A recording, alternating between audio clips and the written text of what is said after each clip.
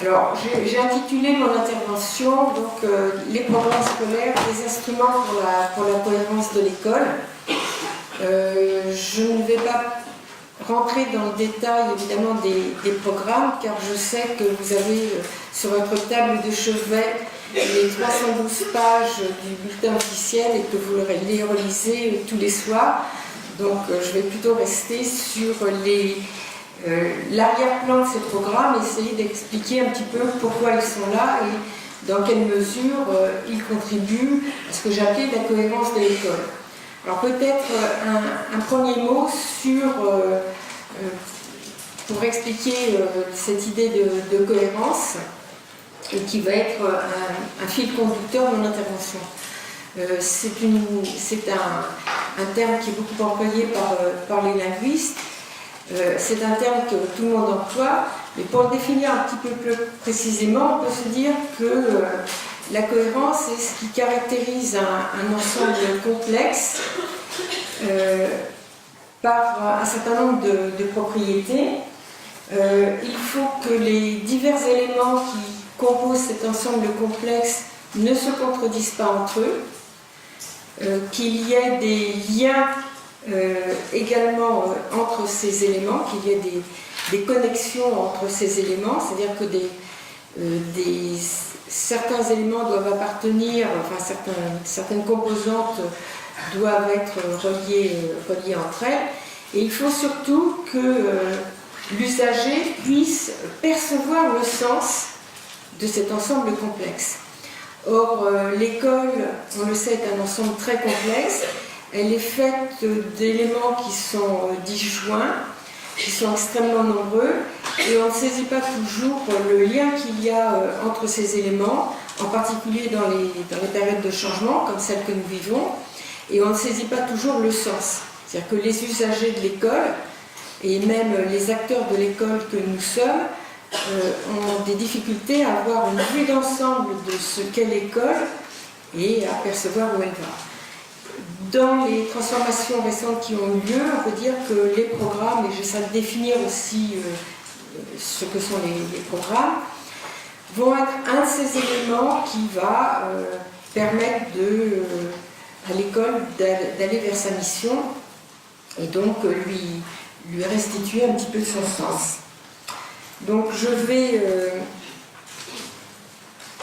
préciser ce point de départ en introduction, enfin c'est pas une introduction, mais la première partie va être une contextualisation des changements qui ont lieu et que nous sommes en train de vivre concernant l'école.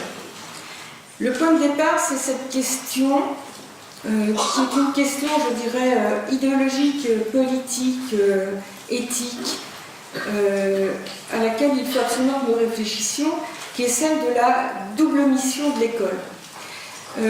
Lorsqu'on est usager de l'école, lorsqu'on est élève, lorsqu'on est parent, on perçoit bien l'une des fonctions de l'école qui est de permettre à chaque individu de se transformer, donc d'acquérir de l'instruction, d'acquérir de l'éducation. Bon, ces deux termes ne sont pas tout à fait superposables, pour réussir le mieux possible, pour être l'individu, l'adulte le mieux équipé possible. Mais il y a une deuxième mission de l'école qui est celle qui consiste à non pas transformer la société, mais configurer la société. C'est-à-dire que l'école donne forme à la société dans laquelle elle est. Par exemple, dans les pays dans lesquels l'école est réservée uniquement à une partie de la société, l'école structure la société en créant une très forte hiérarchie. Dans les pays dans lesquels les femmes ne vont pas à l'école, on peut dire que c'est de façon négative, in absentia, que l'école configure cette société dans laquelle les femmes auront une position sociale inférieure. Donc c'est toujours une de ces missions de l'école qui existe. Et ces deux missions, configurer la société et permettre à chaque individu de se développer, sont quelquefois, c'est ce que je vais essayer de montrer, quelquefois en concurrence. puisqu'on va privilégier l'une de ces missions au détriment de l'autre lorsqu'on ne l'aperçoit plus. Donc il faut revenir à un certain nombre d'équilibres et faire en sorte que les deux fonctionnent.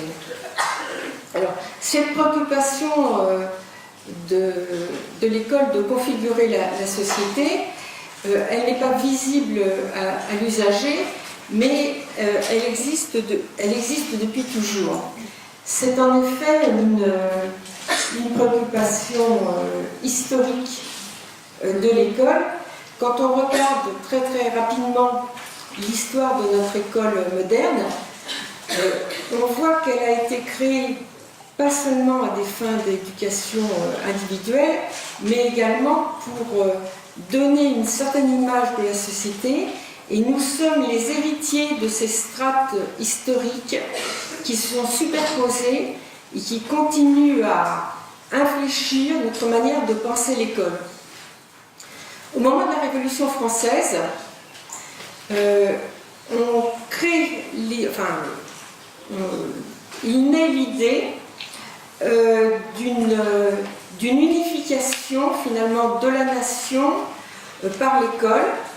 Et Lakanal met en place, le savant Lakanal est responsable d'une première tentative de formation, on va dire, des enseignants, qui a consisté à réunir 1500 jeunes gens, des jeunes hommes naturellement, parce qu'on ne pensait pas que l'éducation pouvait, que l'enseignement pouvait être mixte à cette période, et à leur donner les meilleurs, à leur faire écouter une conférence faite par les meilleurs savants de chaque discipline.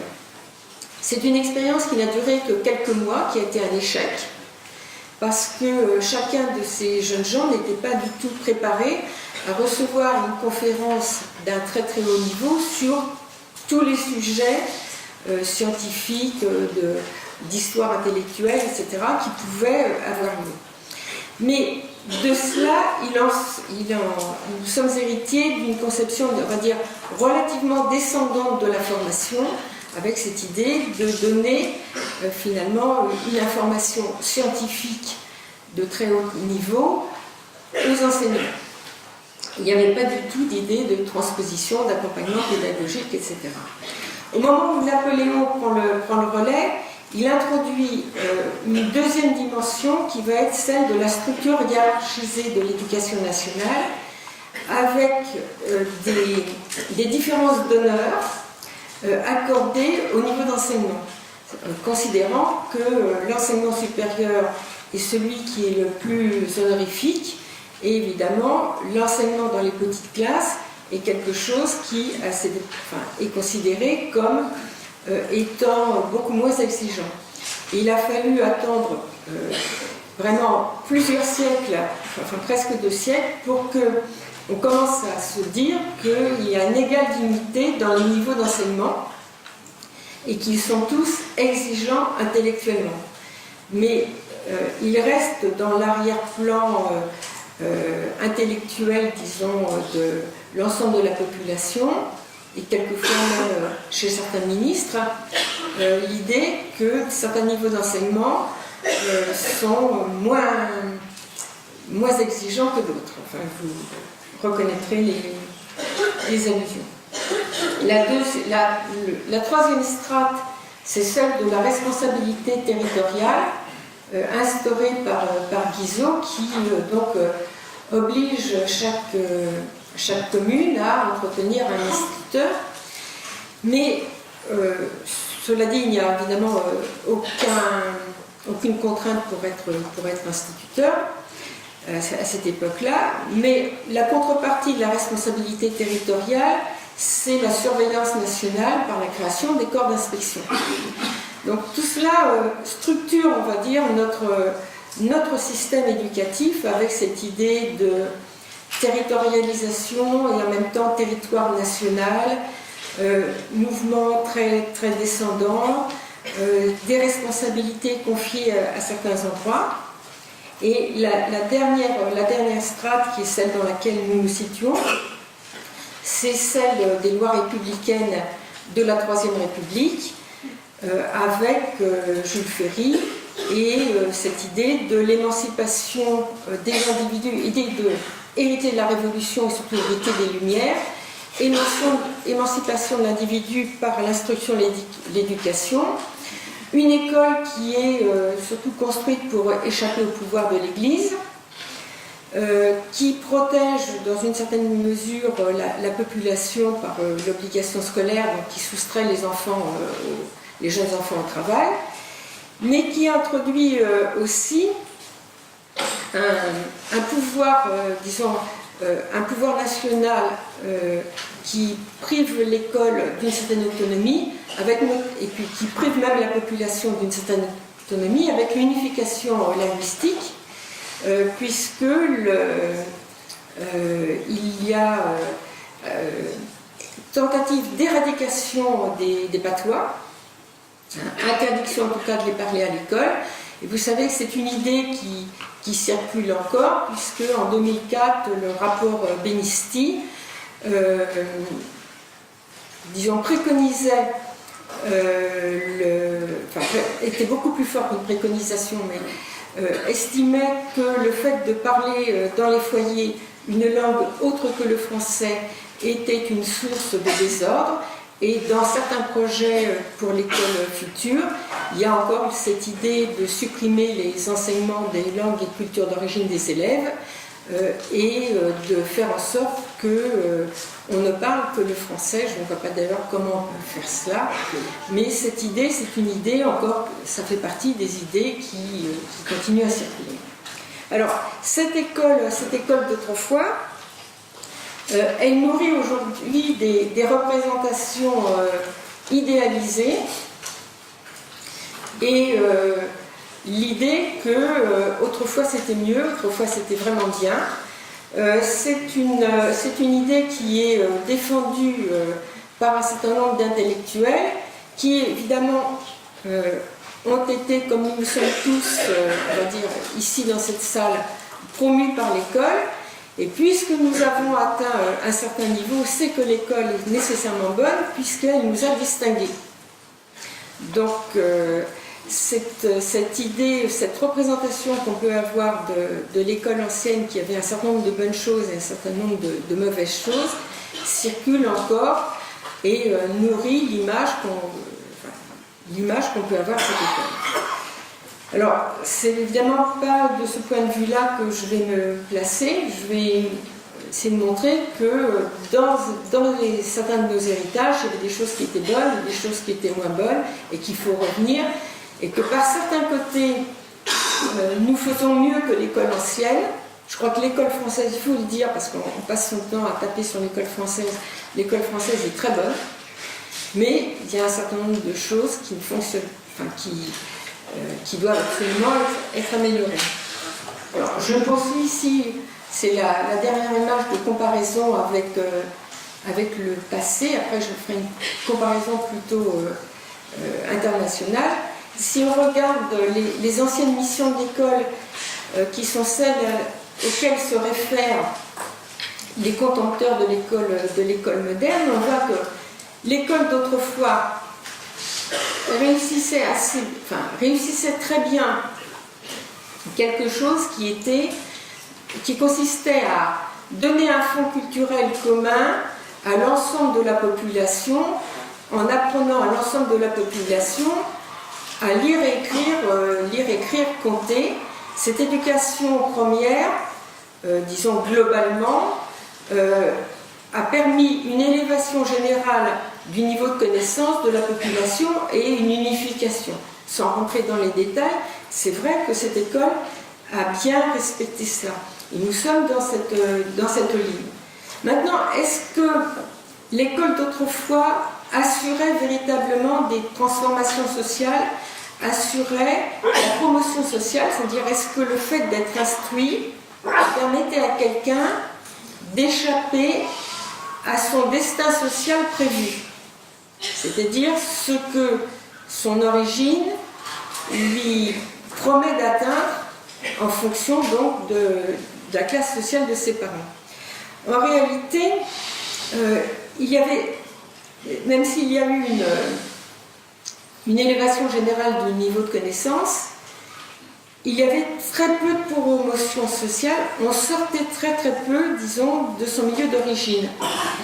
Si vous regardez d'abord la quantité des établissements scolaires menant, disons, à un secondaire complet, il y en avait extrêmement peu. Et si vous regardez le nombre de bourses accordées aux élèves, il y en avait à peu près 10 par département, alors que dans l'imaginaire collectif, actuellement, on parle des gens qui sont issus de familles très défavorisées, qui ont réussi leur carrière. Et la plupart des bourses, vous le voyez, étaient accordées en fait à des enfants de notables ou des enfants d'enseignants. Donc le nombre d'enfants d'ouvriers ou d'enfants de paysans qui pouvaient accéder à une situation supérieure était extrêmement faible. On voit ici sur les chiffres tirés du dictionnaire de Ferdinand Buisson, ça fait un enfant par département, un enfant d'agriculteur par département en gros, qui pouvait échapper à son milieu, aller au lycée puisque le lycée était payant, et donc éventuellement accéder à des études supérieures. Les chiffres qu'on voit aujourd'hui montrent que l'école d'aujourd'hui a véritablement fait son travail en permettant en gros à l'ensemble d'une population d'accéder à des études relativement longues.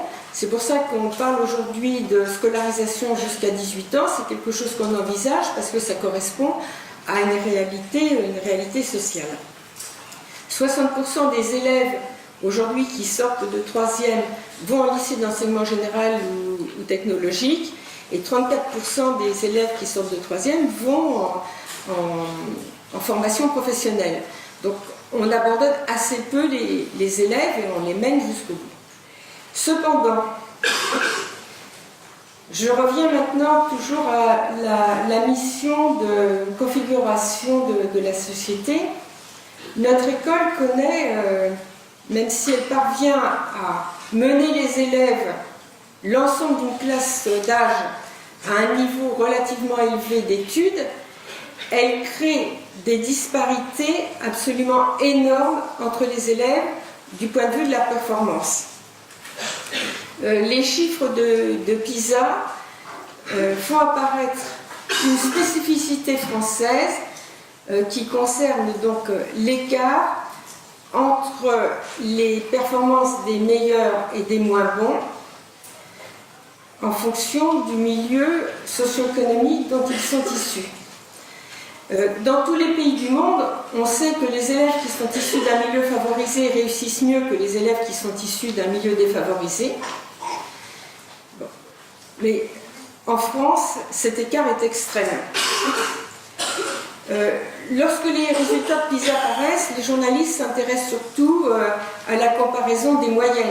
Est-ce que la France est au-dessus, en dessous, un point au-dessus, un point en dessous des autres pays? Ça n'a pas beaucoup d'importance. La France a de très bons résultats en moyenne. En revanche, vous voyez que l'écart entre les élèves issus des milieux les plus favorisés et les élèves issus des milieux les plus défavorisés est le plus élevé dans les pays modernes. C'est la plus grande inégalité, donc on dépasse tous les autres pays dans ce domaine. Et pire encore, cet écart va en s'accroissant.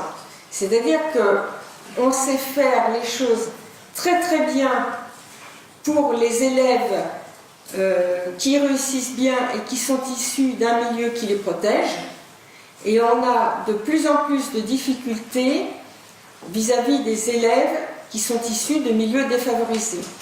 Cet écart va en s'accroissant alors que dans tous les autres pays de l'OCDE, cet écart se réduit. C'est-à-dire, si on continue comme cela, si on reste sur cette lancée, on aura véritablement installé une société à deux vitesses, alors que ça fait très longtemps que l'on parle de ces écarts et que l'on parle de réduire ces écarts.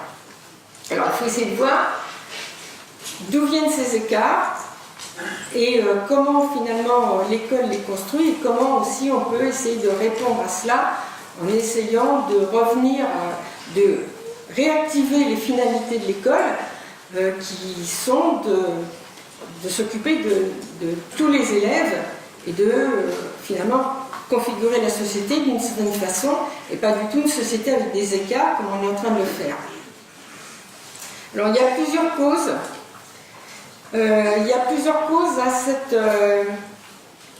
À ce creusement des écarts. Je crois qu'une des causes principales, c'est la demande de performance qui fait que tout est construit autour de l'idée que puisqu'il y a de plus en plus d'élèves qui accèdent à des niveaux supérieurs, ça veut dire que ces niveaux supérieurs sont de moins en moins exigeants et que donc cet enseignement ne va pas et on va demander de plus en plus. Il y a un sentiment de la perte des diplômes, c'est-à-dire qu'évidemment en 1905, 5% de la population mâle accède au baccalauréat. Le diplôme est considéré comme prestigieux. Est-ce que maintenant qu'il y a un plus grand nombre d'étudiants, enfin de lycéens qui accèdent au baccalauréat, est-ce que pour autant le baccalauréat est de moindre valeur? En fait, on peut dire qu'il représente peut-être quelque chose de différent du point de vue de la représentation sociale qu'on peut en avoir, mais ça ne veut pas dire pour autant que les exigences intellectuelles liées à cet examen soient plus faibles. C'est pas parce que plus de personnes réussissent une performance que cette performance est pour autant plus faible, même si elle est moins considérée. Donc on a une valorisation en fait en France de la compétition. Alors, le système de compétition entre élèves, je vais revenir dessus d'un autre point de vue. C'est ce qui va finalement créer une sorte de moteur de l'éducation avec la recherche de la distinction. C'est-à-dire qu'on ne cherche pas à ce que son enfant soit bon, on cherche à ce que son enfant soit meilleur que ses petits camarades. Et l'école se conforme à cela, finalement se conforme à cette attente et l'entretient. Et il y a une dépréciation de l'école qui en est, à tel point qu'on estime qu'il faut des à côté de l'école pour pouvoir réussir. Il faut que les parents soient aptes à donner une certaine instruction pour que l'école fonctionne, ou qu'il y ait des soutiens, ou qu'il y ait des aides à côté. Et cette dépréciation des diplômes et des résultats de l'école, elle est quand même fondée sur un malentendu. Parce que si on regarde les chiffres, le fait qu'il y ait plus de diplômés ne modifie pas, par exemple, l'insertion professionnelle des diplômés. Il y a une étude d'Éric Morin qui a comparé donc plusieurs générations dans des moments qui pouvaient se ressembler. Lorsqu'il y a eu entre 87 et 2008, c'est-à-dire en 20 ans, un triplement du nombre des diplômés du supérieur, et ça n'a pas du tout modifié les conditions d'insertion des diplômés du supérieur. C'est que quand on sort avec un diplôme du supérieur, on est toujours avec un emploi sous-qualifié par rapport, on est surqualifié par rapport à l'emploi qu'on va avoir, et on est toujours en situation précaire. Et cela depuis 87, ça a toujours été le cas. Donc quand on dit le diplôme ne vaut rien aujourd'hui parce que mon enfant sort avec tel diplôme et il ne trouve pas d'emploi fixe, ça a toujours été la même chose. En revanche, le diplôme est vraiment quelque chose qui protège du chômage réellement. Je sais que les conditions à La Réunion sont assez différentes de celles de la métropole. Je pense que les proportions, si on les transfère, restent vraies, c'est-à-dire entre diplômés et non diplômés, la situation des diplômés est quand même une situation qui les met à peu près dans une situation proche du taux de chômage de la population qui les entoure, alors que les non-diplômés se trouvent dans une situation bien plus catastrophique. Donc cette idée que le diplôme ne vaut plus rien, qui est une idée qui finalement circule, irrigue l'école malheureusement, est une idée fausse. Le diplôme et le fait d'avoir fait des études est toujours utile. Mais on a une représentation négative des études et on va demander à l'école donc de faire autre chose. Deuxième facteur qui explique les disparités, l'augmentation des disparités, c'est la structuration des territoires. Il y a un mouvement qui est pas propre à la France, mais un mouvement d'homogénéisation des territoires, c'est-à-dire qu'on cherche à habiter près des gens qui sont d'un niveau social et économique semblable ou légèrement supérieur au sien. On ne va jamais s'installer dans un territoire dans lequel les gens sont, sauf sous contrainte, d'un niveau social ou économique inférieur au sien. Donc les territoires s'homogénéisent de plus en plus, et à chaque fois que quelqu'un connaît une ascension sociale, il quitte le territoire dans lequel il était pour aller vers un territoire plus valorisant. Cette homogénéisation sociale a une influence sur l'école, puisque les gens choisissent aussi, l'école va accueillir des populations qui sont homogènes, et les gens vont choisir aussi leur territoire en fonction de ce que l'école peut présenter comme façade et comme type de population qu'elle accueille. On va essayer de mettre ces enfants dans une école qui accueille des enfants de la catégorie sociale dont on recherche la fréquentation. On va donc éventuellement déménager pour être près de cette école, et c'est un mouvement comme ça sans fin. Enfin, dernier facteur qui contribue à ces disparités, c'est-à-dire une école qui écarte de plus en plus les performances des élèves les plus favorisés de celles des élèves les plus défavorisés, c'est le fait que notre fonctionnement pédagogique est fondé véritablement sur la notion d'écart. Ça fait partie de la manière dont globalement l'école est pensée en France, et c'est un point sur lequel on peut agir.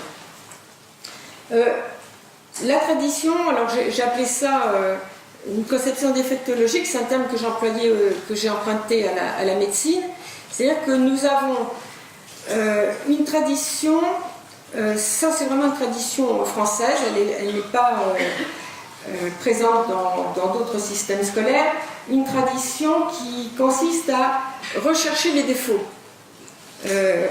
On le voit bien dans un exercice très particulier qui est celui de la dictée. Donc on modifie actuellement ce type d'enseignement de l'orthographe. On a des stratégies qui sont quand même beaucoup plus efficaces que la dictée traditionnelle, mais la dictée traditionnelle, elle consiste non pas à noter ce qui est réussi, mais à noter uniquement ce qui constitue un échec. C'était la tradition de la version latine ou du thème latin, où la notation était une notation négative.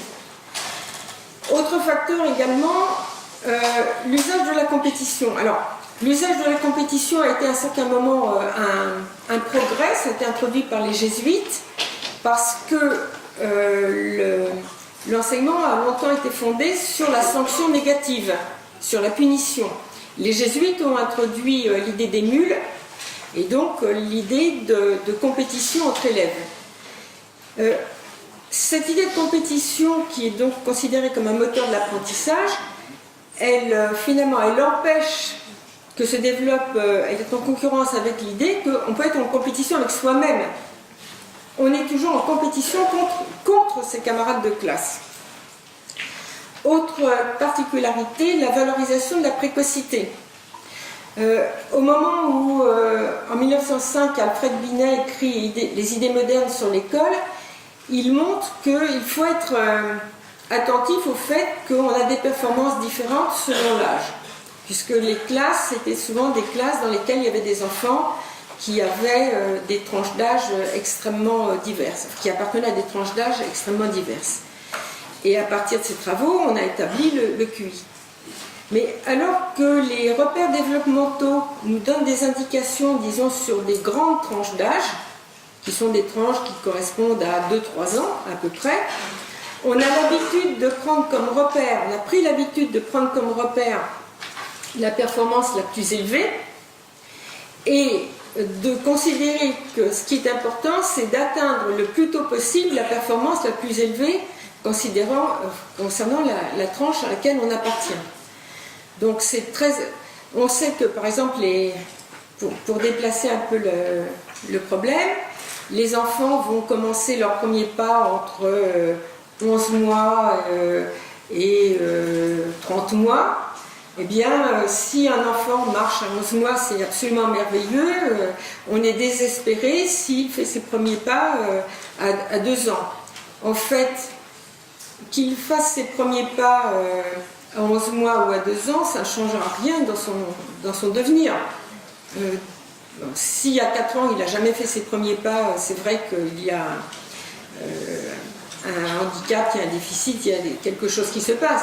Mais peu importe qu'il l'ait fait à tel ou tel âge. On est en attente de cette précocité qui est très entretenue aussi par les médias. Essayer d'avoir le bac le plus tôt possible, essayer de réussir tel examen le plus tôt possible, avoir sa première dent le plus tôt possible, avoir les premiers rapports sexuels le plus tôt possible, mourir le plus tôt possible.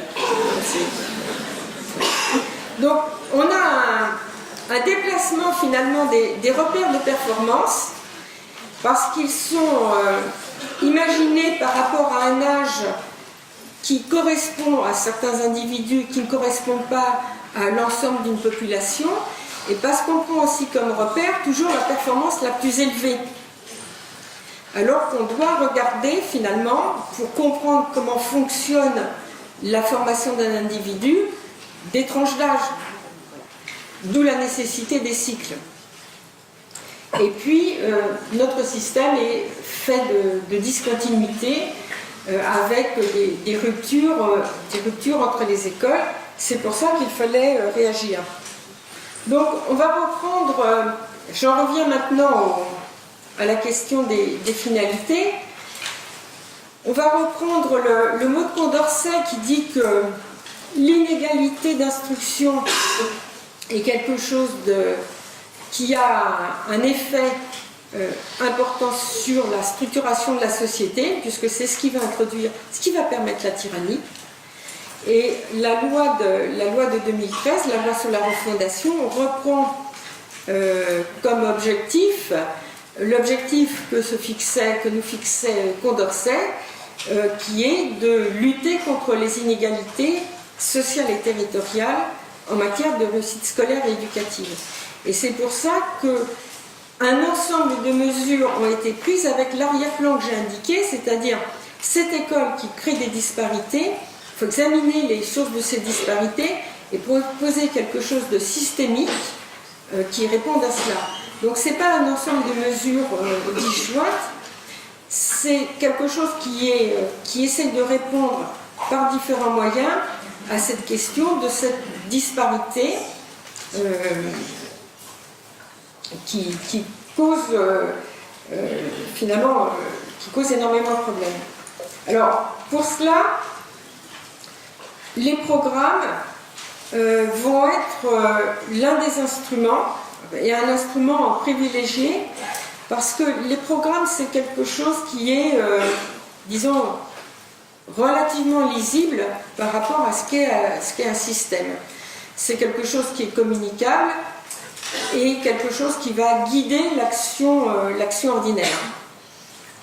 Ils ont trois particularités. Dans ce qu'on a essayé de mettre en place, l'idée qu'ils sont ce sont des points que je vais développer de façon plus précise. Ils sont là pour opérationnaliser le socle. Et le socle commun, on en a assez peu parlé, on est plus attentif à la question des programmes parce que c'est plus visible, mais le socle commun est quelque chose de très important. Ils permettent de structurer l'enseignement en cycle, c'est-à-dire ces grandes périodes au cours desquelles il peut y avoir du développement à des rythmes différents. Et puis surtout, ils doivent être cohérents entre eux pour que l'élève s'y retrouve. Donc, ils doivent fonctionner transversalement et longitudinalement de façon efficace. Ces programmes, ce sont des textes qui sont écrits. Ils ne peuvent exister que si des acteurs leur donnent du sens et les opérationnalisent. Ce qui leur sera demandé, enfin le travail supplémentaire que vous aurez, vous, à accomplir, c'est de faire apparaître les liens et les transitions qui sont indiqués dans les programmes, mais qui ne sont pas perceptibles aux usagers que sont les parents et les élèves, et puis établir des zones d'échange. Alors, un mot quand même, donc c'est autour de cet arrière-plan que les programmes ont été conçus. Alors, comment sont-ils conçus? Ils sont conçus, disons, sur saisine ministérielle. Le ministre a composé le Conseil supérieur des programmes. Il existait avant d'autres instances qui établissaient les programmes. La différence, l'une des différences principales avec le Conseil supérieur entre les autres instances et le Conseil supérieur des programmes, c'est que le Conseil supérieur des programmes a une composition qui est publique. Sur le site, tout est indiqué. Les travaux qu'il a consultés, les interventions qu'il a sollicitées sont publiées sur le site. Toutes les sources sont visibles. Et également, les premières productions ont été soumises à des consultations. Des brouillons, disons, ont été proposés à différentes associations de spécialistes, de syndicales, corporations, etc., pour leur indiquer avoir leur réaction.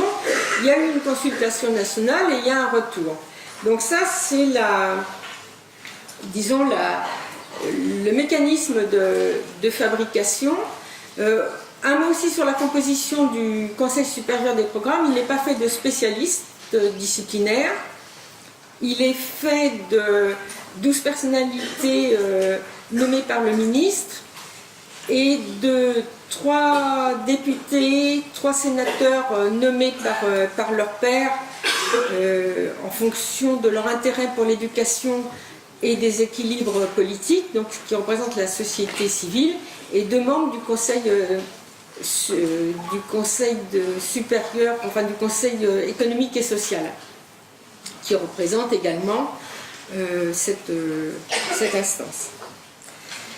En fait, les choses ne sont peut-être pas si simples que cela, parce que s'exercent sur la fabrication des programmes des lobbies et surtout des réactions médiatiques qui sont très importantes, parce que chaque groupe pense à la thématique qui l'intéresse et n'a pas forcément une vue d'ensemble et tâche de faire pression. Il faut absolument résister à cela, sinon ce serait un empilement de petits éléments satisfaisant tel ou tel petit groupe d'individus.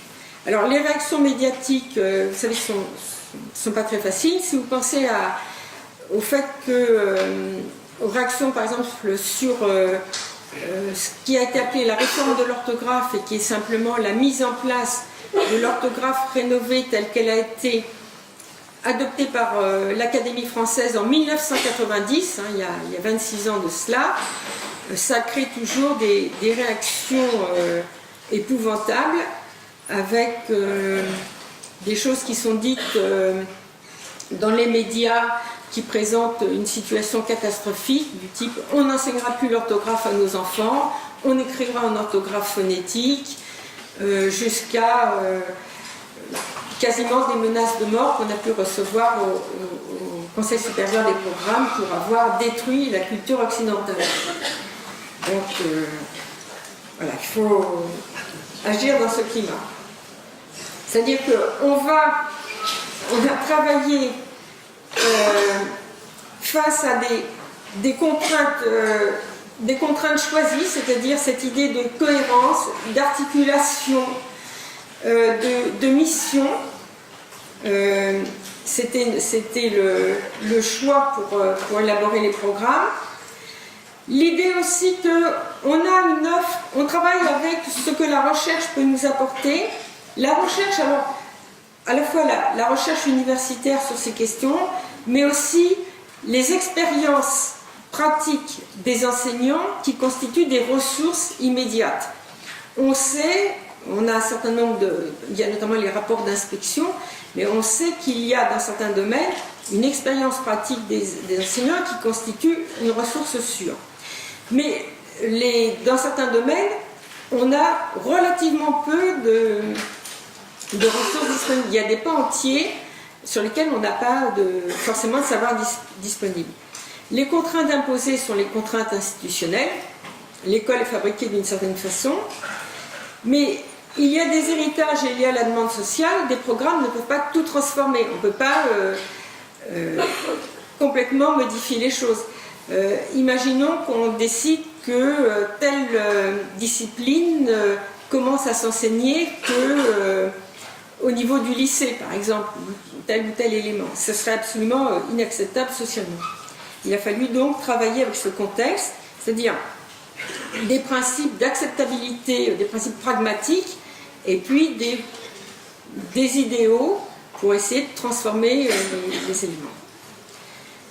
Donc le premier point, le premier travail du Conseil supérieur des programmes a été d'essayer de définir le socle commun, c'est-à-dire ce qu'un élève doit savoir. Et donc l'idée d'être au clair sur ce qu'on attend de l'école. Alors j'ai mis en illustration une gravure de Daumier qui interroge sur ce que peuvent être les savoirs qu'on attend de l'école. Et le maître qui s'en prend à un élève parce qu'il ne sera pas utile à la société, parce qu'il ne connaît pas le nom des 3 fils de Dagobert. Vous chercherez dans votre mémoire si vous connaissez le nom des 3 fils de Dagobert. En tout cas, si on se réfère à des conceptions strictement encyclopédiques de l'enseignement, on aura quelque chose comme ça, c'est-à-dire une liste de savoirs discontinus qu'on peut toujours présenter comme utiles, mais dont on ne sait pas en fait quel est l'intérêt. Donc le socle commun a été défini en 5 grands ensembles qui sont tous, on va dire, qui peuvent tous être au centre et qui ont des intersections. L'idée de socle commun a été créée en 2005.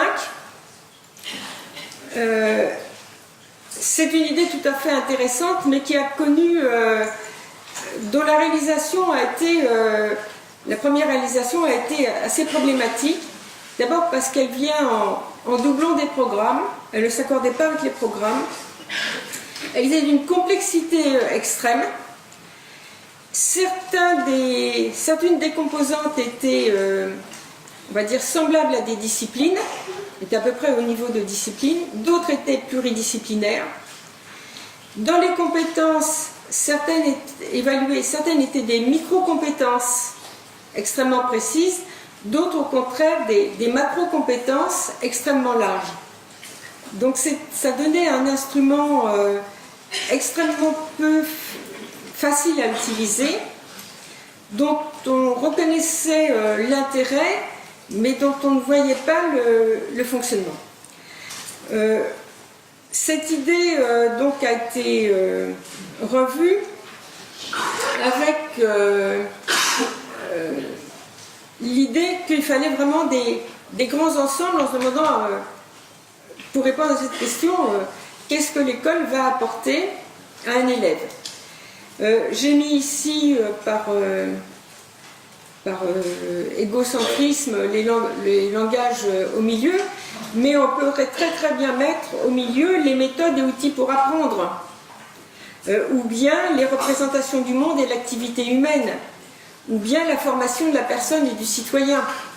Il faudrait une représentation en volume, il n'y a pas de hiérarchie entre ces éléments, et chaque discipline contribue à sa manière à l'un de ces blocs.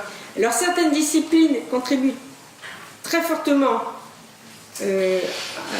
majoritairement à l'un de ces blocs, et de façon très minoritaire aux autres, mais disons on peut retrouver dans chacune ces éléments. Alors, à quoi sert ce socle commun? Il dit quel est l'engagement de la nation.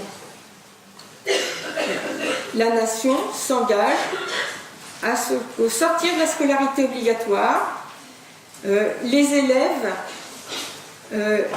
sachent faire telle ou telle chose. C'est l'engagement. Les programmes ne seront là que pour opérationnaliser, pour dire comment on procède pour y arriver. Ça sera donc l'organisateur du curriculum. Cela dit, je reviens aux contraintes pragmatiques.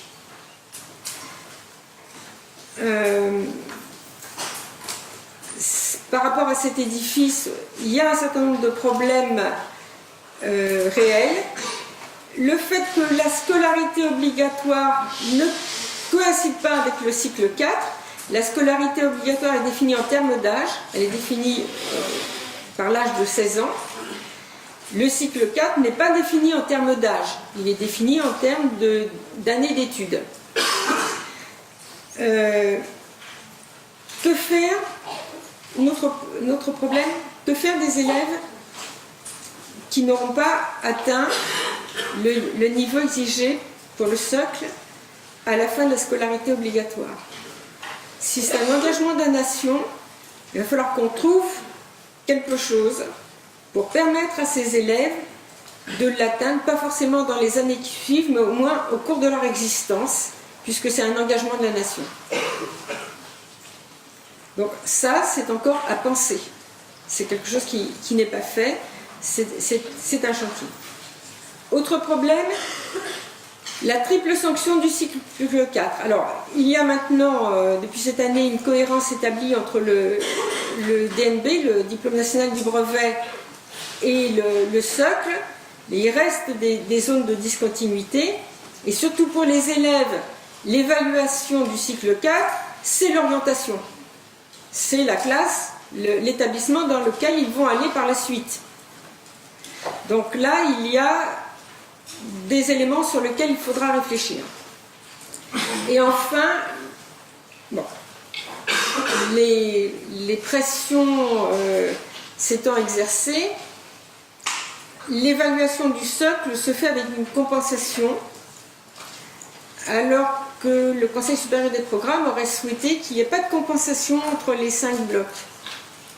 C'est-à-dire que le socle, c'est le fait qu'un élève réussisse dans chacun des blocs de connaissances, compétences et culture déterminés. On ne peut pas dire...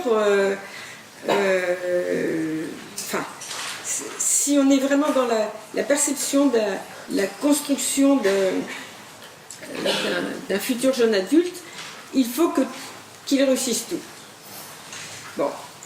L'habitude scolaire fait qu'il y a une compensation, c'est-à-dire qu'on fait des moyennes, voilà. Donc, mais ce sont des points de réflexion.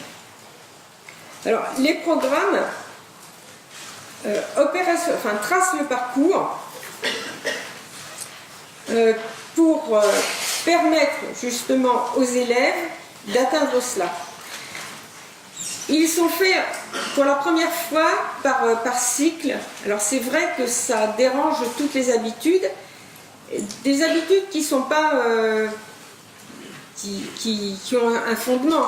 L'habitude de travailler par année, elle s'explique par le fait que les enseignants suivent leurs élèves, ne suivent pas leurs élèves, enfin, ils exercent une année dans une classe et ils pensent leur enseignement en année. Mais l'apprentissage, lui, même si l'enseignement est conçu par année, l'apprentissage doit se situer dans un empan plus large pour permettre que ce soit des apprentissages consistants, que ce ne soit pas des bribes d'apprentissage qu'on superpose, mais véritablement des grands savoirs ou des grandes compétences qu'on construise, et ça se construit lentement et il faut du temps. Les élèves en plus apprennent à des rythmes différents.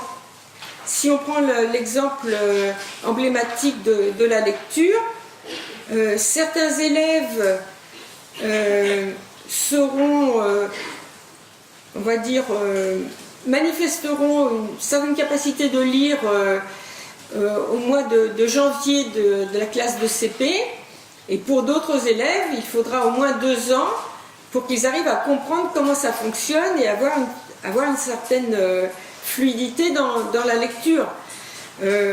Il faut que tous les élèves aient la possibilité d'avoir du temps pour apprendre. Ceux qui auront appris très très vite, on leur laissera évidemment la possibilité d'entraîner cette compétence acquise. Il ne s'agit pas de bloquer les élèves, mais il s'agit que tout le monde puisse travailler à son rythme et aller pour chacun le plus loin possible. Et ça veut dire que les professeurs sont incités à regarder ce qui se passe au moins pendant les 3 ans d'un cycle. Travailler par cycle, ça oblige aussi à concilier 2 perspectives épistémologiques, celle de la structuration des savoirs, qui sont construits d'une certaine façon historiquement, et celle finalement de l'épistémologie cognitive qui fait que les enfants apprennent de telle ou telle façon. Je reprends à nouveau l'exemple de la lecture. On pourrait dire que la lecture c'est structuré en connaissance de l'alphabet, connaissance des mots, connaissance de la structure des phrases, etc. Mais c'est pas comme ça qu'on apprend à lire. Ça, c'est la structuration de l'objet d'étude. On apprend à lire ou on apprend à parler d'une façon qui entremêle tous les niveaux. Donc il y a plusieurs niveaux de structuration, et les programmes avaient toujours été conçus avec l'idée de la structuration des savoirs disciplinaires. Or, si on regarde ce qui se passe chez les élèves, alors, dans des grandes périodes qu'on estime des périodes de 3 ans, mais il n'y a pas de barrage, les élèves, enfin les enfants changent dans leur manière d'appréhender les apprentissages.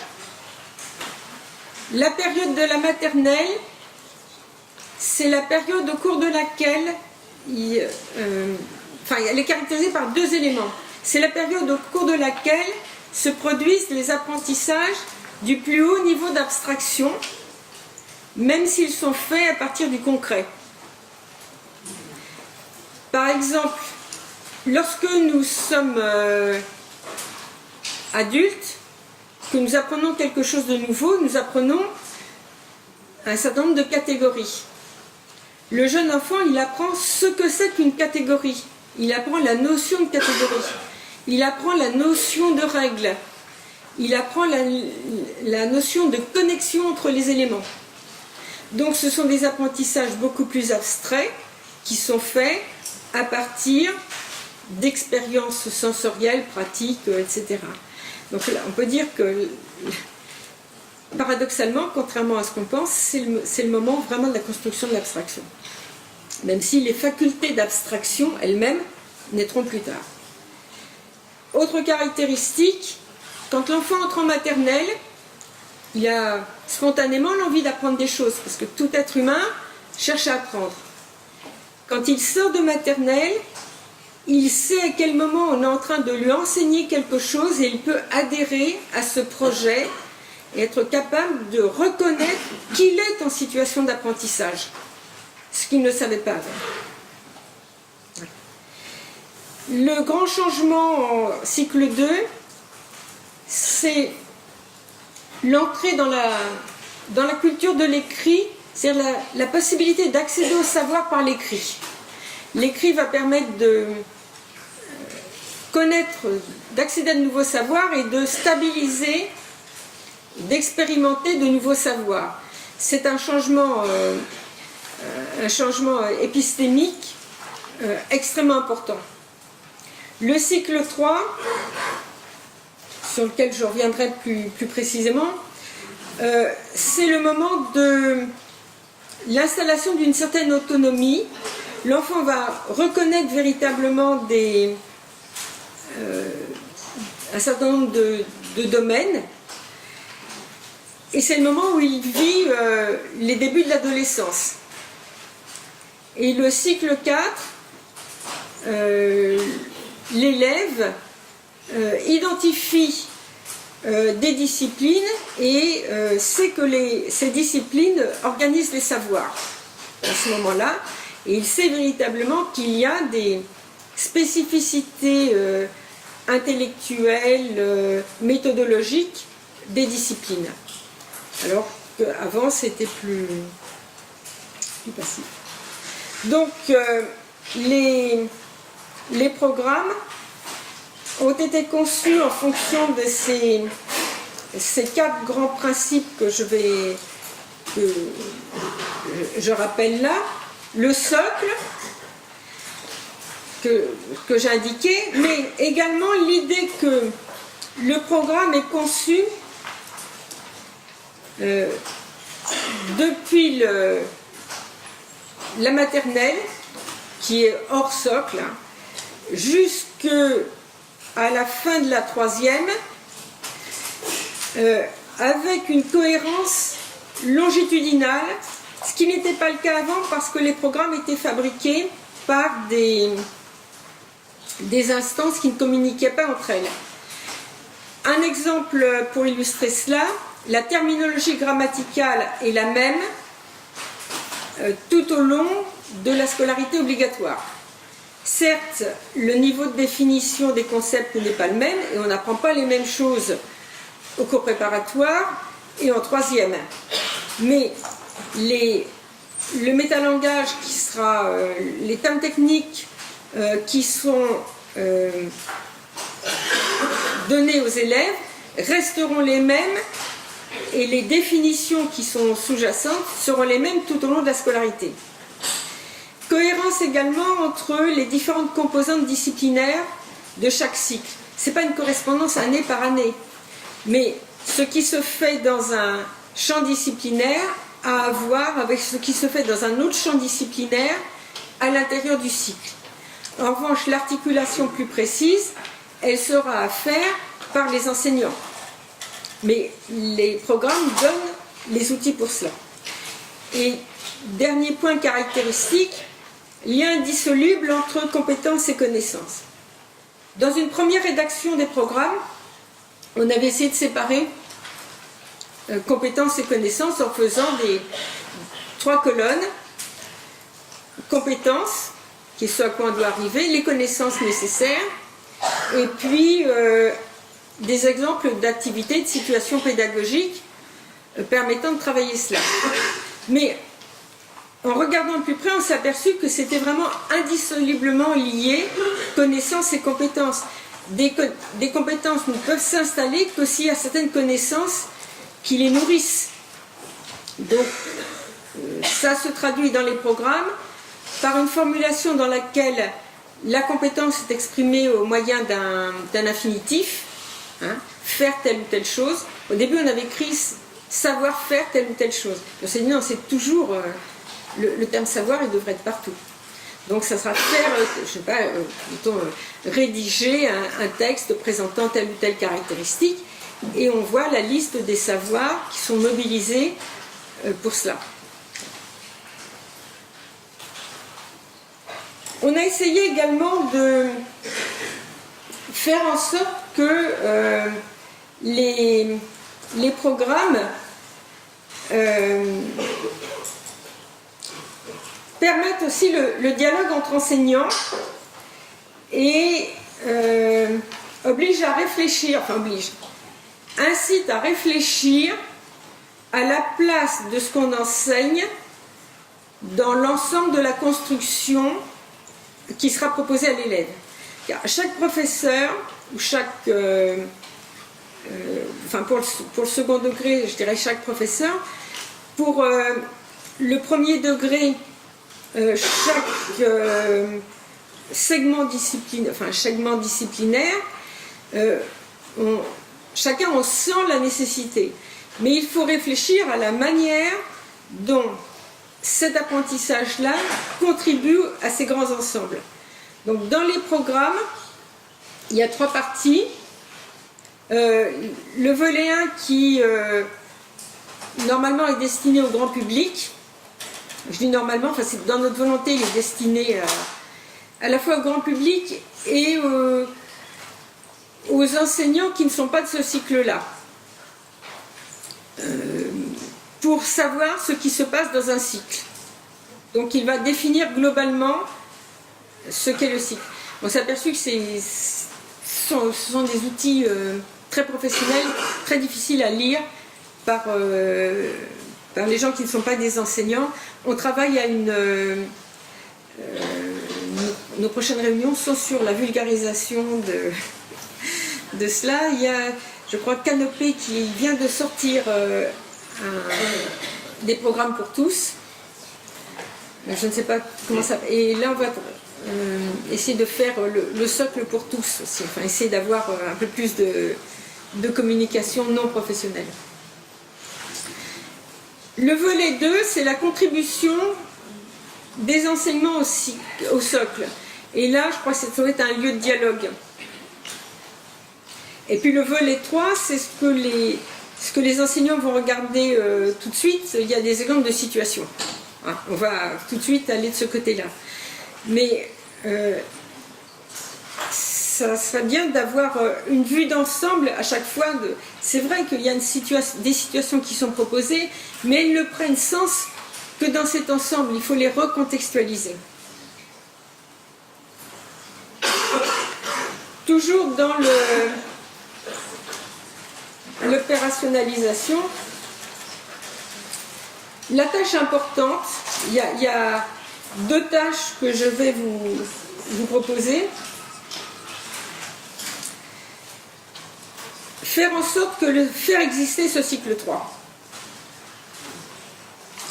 Alors, l'ESP est vraiment le lieu où cela peut se faire. La formation continue également. Les différentes instances qui ont été mises en place. Mais il faut savoir qu'il y a nécessairement des ruptures. Il y a toutes les ruptures que l'élève vit. Pour la maternelle, on a bien pensé à cette question des ruptures. Hein. Dans le programme de maternelle, c'est indiqué le fait que l'élève vive quantité de ruptures entre son milieu, l'école, etc. Il y a les copains ou autre chose. Lorsque l'élève entre au collège, il y a des ruptures dans le mode de travail qui sont considérables et qui bouleversent finalement ce qu'est l'élève.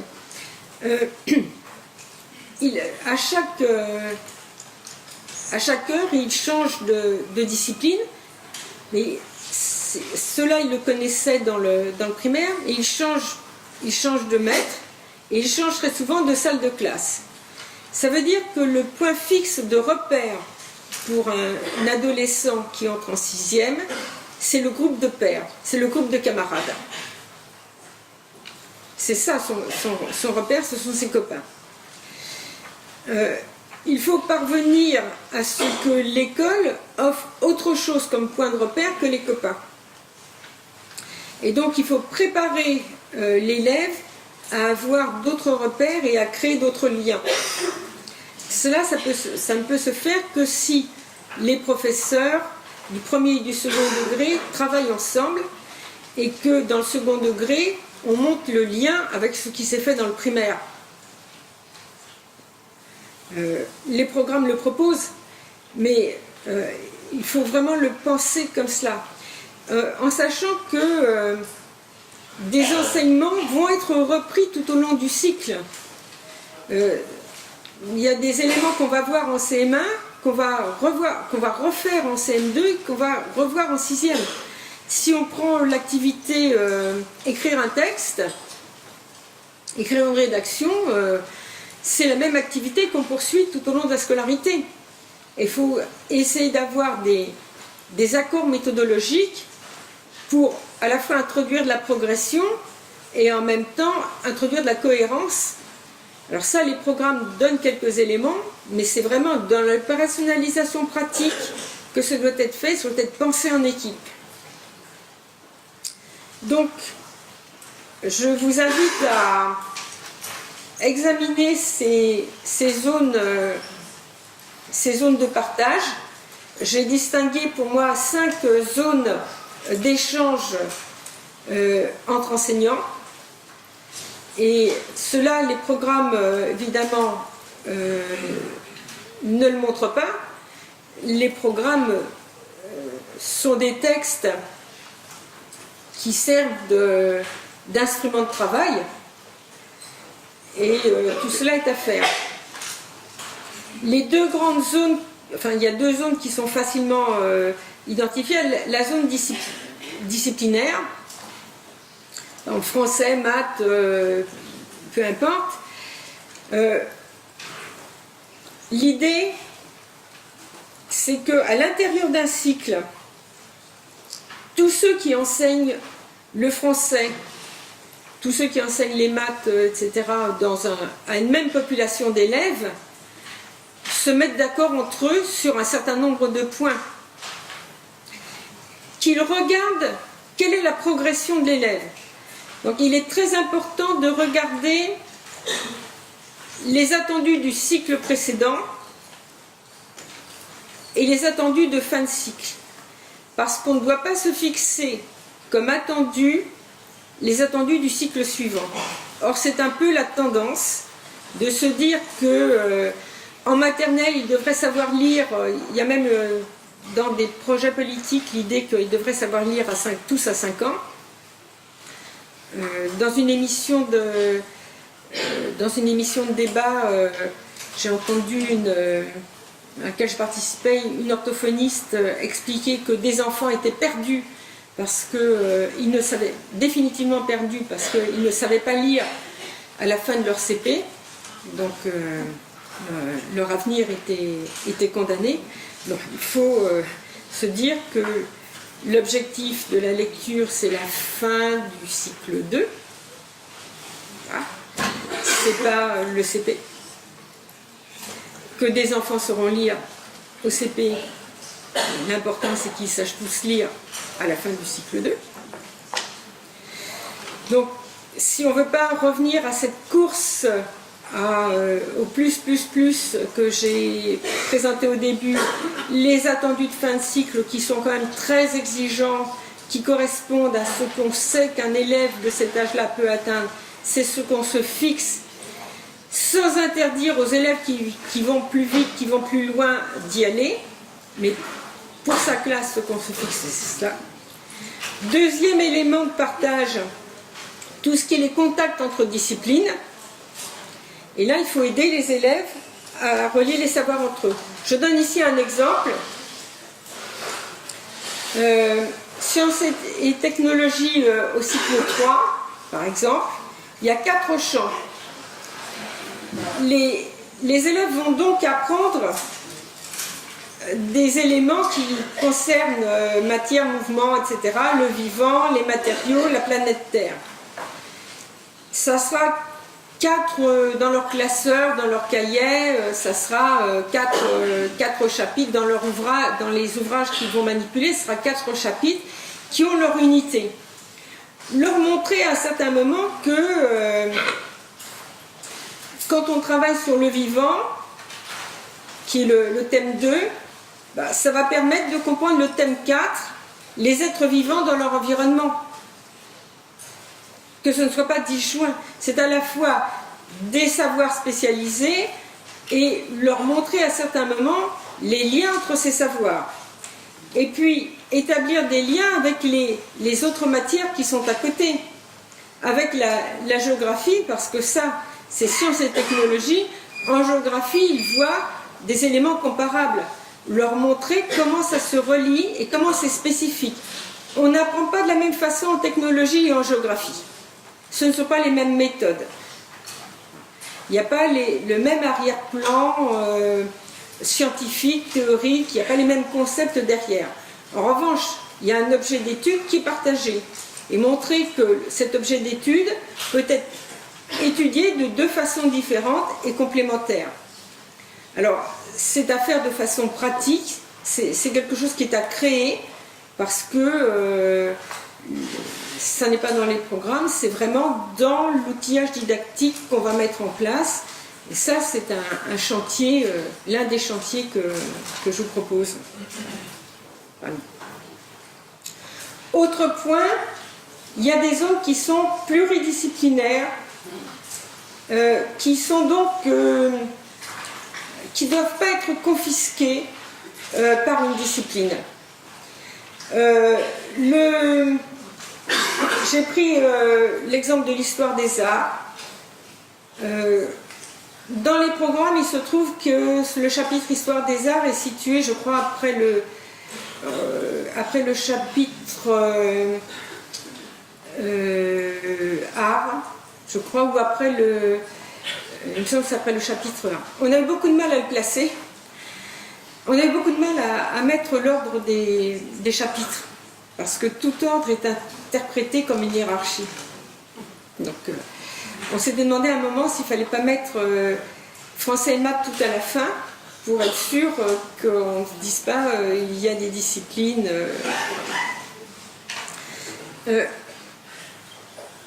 Histoire des arts, c'est l'affaire de plusieurs disciplines. Il faut vraiment que ce soit conçu ainsi. Alors j'ai pris informatique et création numérique qui concerne le lycée, qui donc pas dans les. Enfin, c'est un point sur lequel on vient de travailler, on vient de rendre le résultat d'une saisine. Je crois que c'est pas encore publié. Mais cette idée du numérique qui n'est pas l'apanage des spécialistes de l'informatique. Ce sont des points qui sont traités par tous et dans lesquels il faut que quelqu'un montre les contributions disciplinaires. Et puis, bon, pour le collège, les enseignements pratiques interdisciplinaires qui se fondent sur beaucoup de projets qui avaient été mis en place dans les établissements scolaires, avec énormément de problèmes, on le sait, pratiques de mise en place, parce que ça fait des emplois du temps, ça introduit beaucoup de contraintes. En revanche, intellectuellement, ça fournit des objets d'études et des formes de travail qui sont intéressantes, et c'est forcément un travail collectif. Et enfin, des zones qui sont transversales ou des préoccupations partagées. Je vais d'abord parler des préoccupations partagées. Les programmes insistent sur l'oral dans la classe. C'est un objet d'enseignement dans le champ du français, mais ça veut être une préoccupation partagée par tous, et là on a intérêt à y réfléchir collectivement. Et ces zones transversales, elles sont vraiment importantes. Je les ai mises, les zones 5, je les ai mises en rouge. L'éducation morale et civique et l'éducation aux médias et à l'information. L'éducation aux médias et à l'information, ce n'est pas que l'affaire du professeur documentaliste en collège, ou quelque chose qui se traite dans le champ du français en primaire. C'est de se dire que les élèves sont soumis à des flux d'informations de différentes qualités et que leurs savoirs s'organiseront par la suite en tant qu'étudiants ou en tant qu'adultes à partir de ces savoirs fournis, mis à disposition de tous et qui sont de qualité extrêmement inégale. Donc le travail sur les sources, le travail sur la validité de l'information, sur la mise en cohérence de l'information, il se fait par tous et par tout le monde. Alors il y a un texte en projet sur cette question-là dans le primaire, parce qu'elle n'est pas identifiée comme telle dans les programmes, et un texte paraîtra sous peu indiquant quels sont les endroits des programmes où on trouve des éléments, ou quelles sont les ressources déjà disponibles sur ces questions. Et le point sur lequel je voudrais vraiment insister, c'est l'éducation morale et civique. C'est le dernier point. C'est un enseignement qui court tout au long de la scolarité, qui va jusqu'au lycée. Et je crois que c'est la plus belle partie du programme. Je voulais dire que les programmes étaient élaborés, en fait, non pas par le Conseil supérieur du programme, mais par des groupes de travail qui soumettent leurs travaux, auxquels le CSP commande des travaux. Les noms de la composition de ces groupes est publiée, et le CSP retravaille à partir de cela. C'est Pierre Kahn de l'Université de Caen qui a piloté le groupe. Je crois que c'est la première fois que cette question est traitée de façon aussi intelligente, c'est-à-dire avec un certain nombre de savoirs, de valeurs, de comportements qui sont rassemblés autour de 4 grands ensembles, avec une graduation selon le niveau. C'est plus l'instruction civique, c'est plus la morale d'autrefois avec la maxime est écrite au tableau comme dans Topaz. Ça n'est pas non plus l'apprentissage des institutions. C'est plus important. 4 grands thèmes. Le premier thème, c'est autour de l'idée, on va dire, d'empathie. À savoir que pour se construire socialement, comme un être qui appartient à la société, il faut qu'on puisse arriver à se représenter ce que pensent les autres, ce que sont les autres. Cette chose-là, ça s'apprend. Ça n'est pas inné, c'est pas forcément donné par la famille, ça se construit. Le deuxième grand principe, l'idée que nous sommes dans des sociétés qui sont régies par des règles, que ces règles s'organisent d'une certaine façon, sont décidées d'une certaine façon. La règle du jeu, on peut la modifier. La loi, il y a des instances pour cela. Dans la classe, il y a des règles sociales. Il y a des votes qui peuvent avoir lieu ou pas. Il y a des décisions qui sont prises à un certain moment. Ça, comprendre comment ça fonctionne. Que quand une décision a été prise collectivement, elle vaut pour l'ensemble de la collectivité, même si on n'est pas d'accord avec cette règle. Sinon, la société ne fonctionnerait pas. Comprendre les principes, et non pas seulement ce que c'est qu'un vote parlementaire, etc. Le jugement, savoir qu'on est un individu qui a sa liberté de penser, mais dont la pensée est influencée, modelée aussi par les autres, qu'on ne pense pas tout seul, qu'on pense toujours avec les autres. Et puis l'engagement, c'est-à-dire qu'on est un acteur à son niveau. Par exemple, sur le plan écologique, avoir un comportement éthique, c'est agir pour la collectivité, même si on n'est pas forcément dans un mouvement écologique, mais ne pas jeter un papier par terre, c'est aussi agir pour la collectivité. Donc tout cela, c'est à apprendre. Et ça me paraît être le point vraiment le point le plus important. Et pour conclure, d'autres chantiers. Le chantier de l'évaluation, qui serait vraiment à revoir, je pense, de fond en comble. On y travaille, enfin, pas nous, mais pas le CSP, mais c'est vraiment un objet de réflexion. La question du baccalauréat. On va travailler, le Conseil supérieur des programmes va travailler sur le secondaire, sur le lycée, pardon. Nous avons demandé les textes du baccalauréat au secrétariat. On nous a remis une demi-ramette de papier écrit recto verso avec les textes qui régissent le baccalauréat. C'est-à-dire que personne ne maîtrise ce qu'est le baccalauréat. C'est épouvantable de complexité. Et puis l'enseignement supérieur, qui est quand même pas très lisible, mais ça c'est plus du tout notre champ, bien sûr, mais je pense que ça serait un bel objet de réflexion. Donc il y a encore beaucoup de chantiers et ça sera vous qui les accomplirez. Merci.